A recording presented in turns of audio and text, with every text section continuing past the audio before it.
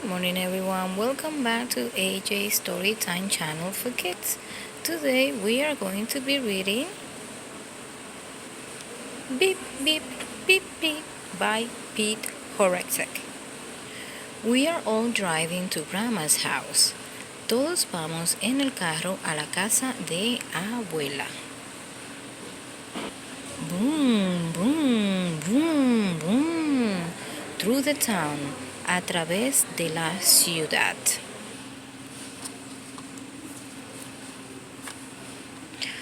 Vroom, vroom, vroom, vroom, along the highway, por la carretera.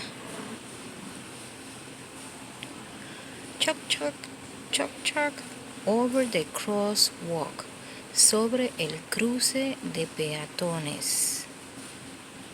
Stop, alto.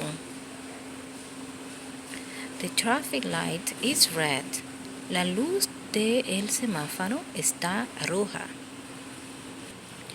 Uy, uy. Down the hill, bajando el cerro. Beep, beep, beep, beep. Here we are, Grandma. Aquí estamos, abuela. The end. Boom, boom. Pasa las páginas moldeadas y sigue el viaje del carro, alboroto hasta la casa de abuela. Boom, boom. Change the shape pages and follow the noisy car's journey to Grandma's house. I hope you guys liked that story. The title was Beep Beep Pee Pete by Petr Horacek.